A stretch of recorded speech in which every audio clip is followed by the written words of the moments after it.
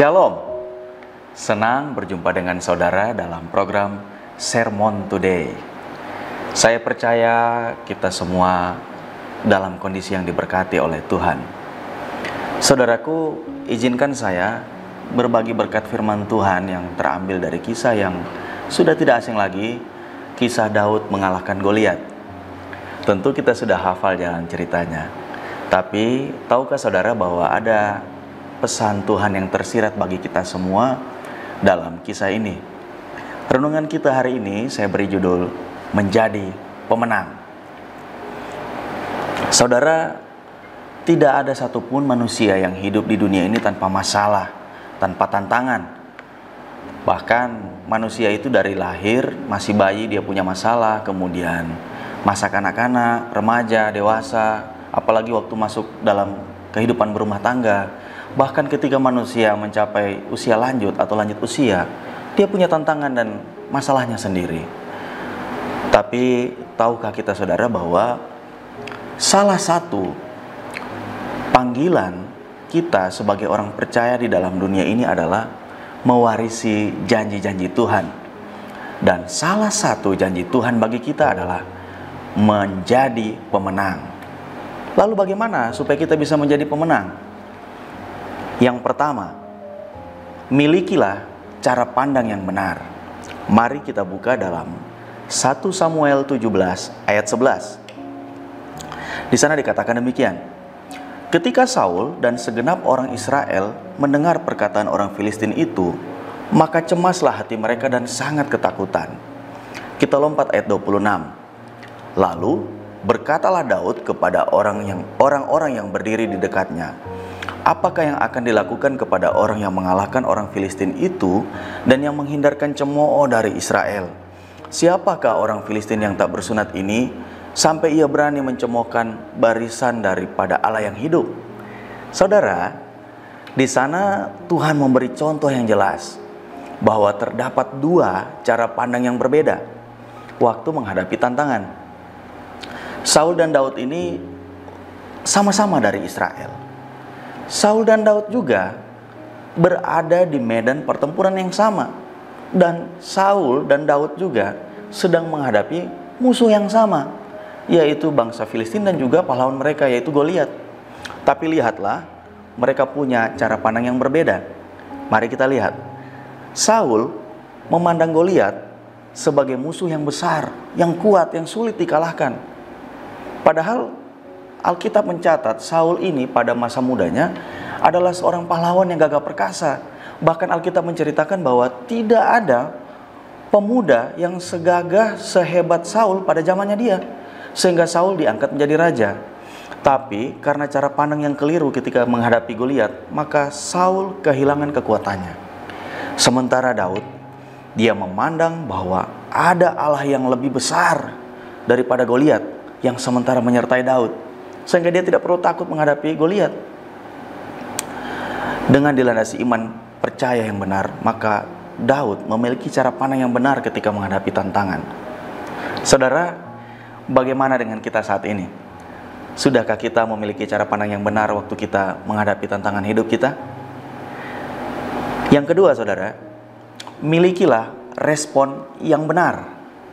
Mari kita buka dalam 1 Samuel 17 ayat 38. Ini masih lanjutan cerita yang tadi. Lalu Saul mengenakan baju perangnya kepada Daud, ditaruhnya ketopong tembaga di kepalanya, dan dikenakan baju zirahnya kepadanya.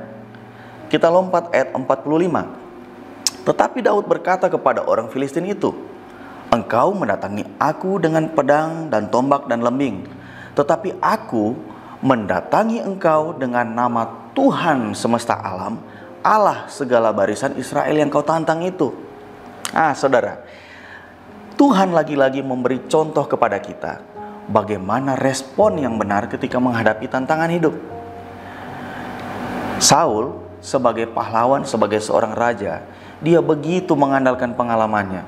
Dia mengandalkan baju perangnya, dia mengandalkan pedangnya, dan dia coba mengenakan itu pada Daud. Tapi dalam cerita Alkitab mencatat bahwa Daud akhirnya menanggalkan itu karena pertama, badan Daud kecil, tidak muat, dan yang kedua, Daud tidak terbiasa menggunakan itu. Sementara Daud, dia hanya mengandalkan Tuhan saja.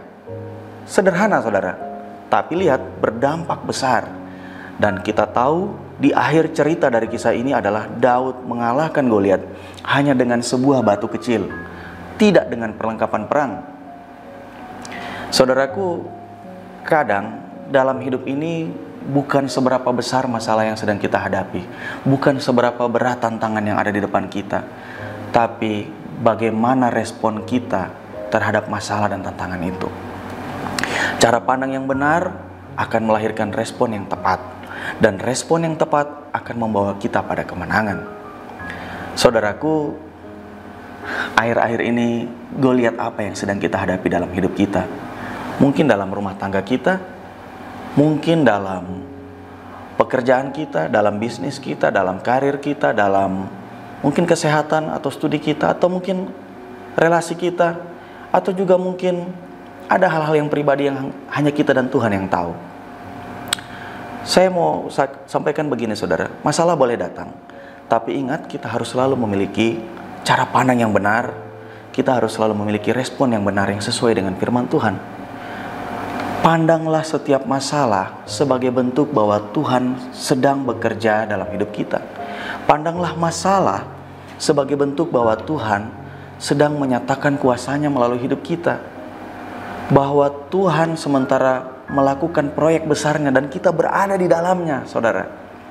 Dan responlah setiap masalah sesuai dengan kehendak Tuhan. Apa itu kehendak Tuhan? Ketika menghadapi masalah, jangan coba-coba menggunakan kekuatan kita, jangan coba-coba mengandalkan kemampuan kita, pengalaman kita, koneksi kita, keluarga kita, jabatan, uang, atau apapun yang tidak berasal dari Tuhan, yang tidak sesuai kehendak Tuhan.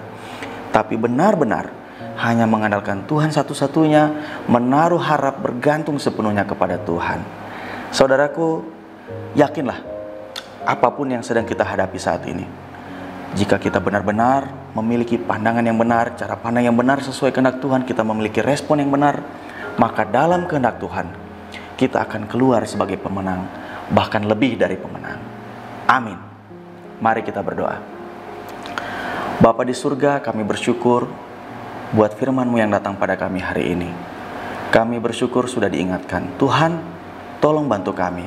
Roh Kudus, kami sadar bahwa kami tidak mampu tanpa Engkau. Tolong mampukan kami untuk memiliki cara pandang yang benar ketika kami menghadapi tekanan hidup. Ketika kami menghadapi masalah hidup, kami memiliki respon yang benar sesuai kehendak-Mu. Tuhan, kami sadar kami tidak mampu tanpa Engkau. Olehnya pegang tangan kami Roh Kudus setiap hari, supaya kami tetap berjalan sesuai kehendak-Mu.